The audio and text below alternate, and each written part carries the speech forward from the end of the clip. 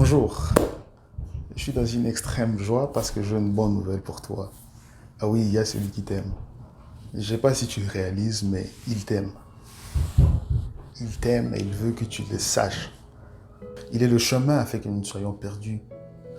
Il est la vérité afin que nous soyons libres, affranchis. Il est la vie afin qu'en lui tous puissions vivre. Il a tout fait afin que nous entrions dans son royaume, le royaume de Dieu qui est la justice, la paix, la joie par le Saint-Esprit. Quoi donc, sommes-nous plus excellents? Mais non, parce que la Bible dit que tous, juifs et grecs, sont sous l'empire du péché. Cela veut dire que tous ont péché et sont privés de la gloire de Dieu. Tous ont péché et sont privés de la gloire de Dieu. Mais cela ne l'a empêché de prouver son amour envers nous. Parce que quand nous étions encore pécheurs, Christ est mort pour nous. Ah oui, il est mort pour nous. Quand nous étions encore pécheurs, Christ est mort pour nous. Tous étions pécheurs, mais tous ne le sont pas. C'est-à-dire que si tu es en Christ, tu n'es plus pécheur, mais tu es fils, tu es fille. Mais si tu n'es pas en Christ, tu l'es. Si vous n'êtes pas en Jésus, si vous n'avez pas encore reçu Jésus-Christ comme votre Seigneur et Sauveur, vous l'êtes. Vous êtes pécheur. Pourquoi?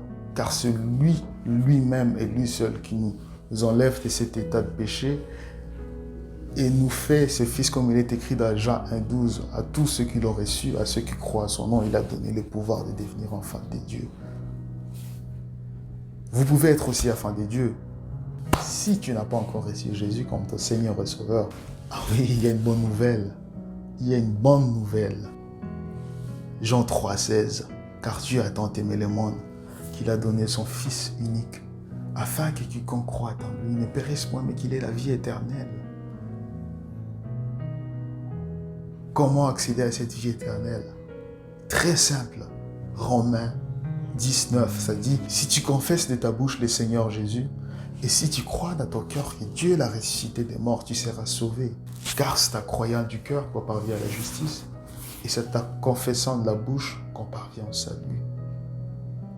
C'est dans ce qui est écrit, quiconque croit en lui ne sera point confus.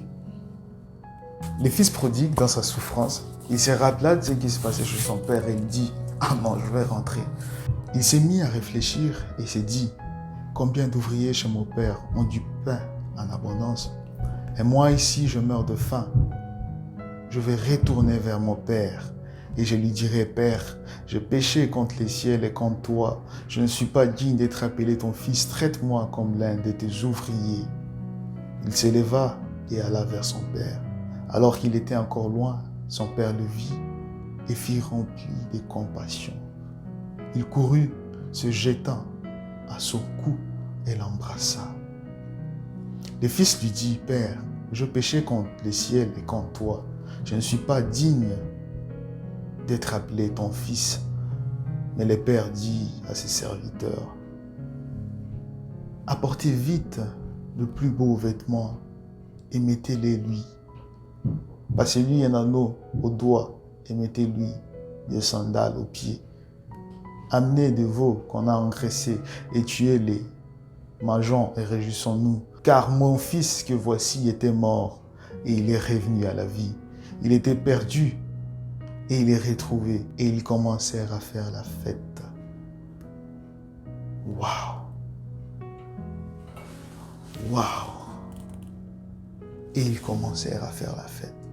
Le père n'a pas regardé, n'a pas dit, oh, mon fils sent le cochon, mon fils est aussi sale que ça, mais il a vu de loin, il a approché, il a dit, apportez des sandales, apportez un anneau, apportez des vêtements et égorgez le veau gras. Ainsi le Père t'attend. Il a besoin de toi, il veut célébrer. Car pour lui, c'est une joie de te voir revenir vers lui. Pour lui, c'est une joie de te voir venir vers lui. Car en lui, il y a la vie. En lui, il y a la joie. En lui, il y a l'abondance. Il t'aime énormément qu'il ne veut pas te perdre. Voilà.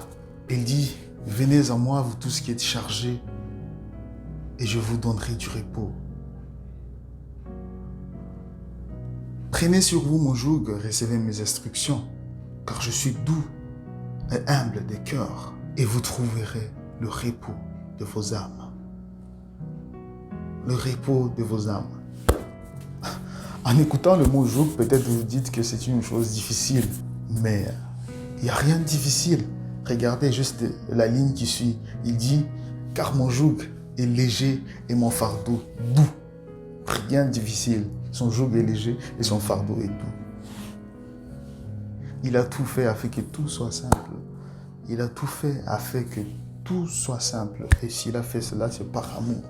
C'est par amour qu'il a fait tout cela. Car il dit qu'il n'y a plus de plus grand amour que de donner sa vie pour le sien. Il n'y a plus de plus grand amour que de donner sa vie pour le sien. Alors si tu n'es pas en Christ, il est là, il t'attend. Il dit, viens vers moi. Il dit, voici je me tiens devant la porte et je frappe. Tout celui qui attend ma voix et ouvre la porte, j'entrerai chez lui, je souperai avec lui, je mangerai avec lui et lui avec moi. Il t'aime autant, il te veut. Et il veut que tu viennes à lui afin que tu puisses vivre. Alors n'hésite pas, il t'attend, il t'aime. La Bible dit que aujourd'hui est le jour du salut. Voici le jour du salut, c'est aujourd'hui. N'attends pas demain, n'attends pas après-demain. C'est aujourd'hui le jour du salut. Il te cherche, il t'a toujours cherché. Il est venu, il nous a cherchés. Et il te cherche toujours.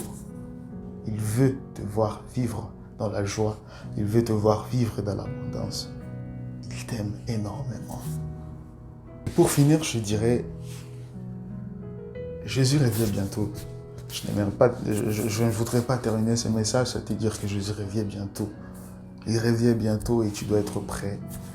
Il dit, en vérité, je vous l'ai dit, celui qui attend ma parole et qui croit à celui qui m'a envoyé a la vie éternelle et ne vient point à jugement, mais il est passé de la mort à la vie. Alors, Jésus revient bientôt et tout ce qu'il veut est que tu ne puisses pas rater son retour.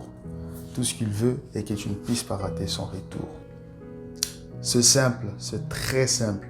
Si tu confesses de ta bouche le Seigneur Jésus, et si tu crois dans ton cœur que Dieu l'a ressuscité des morts, tu seras sauvé.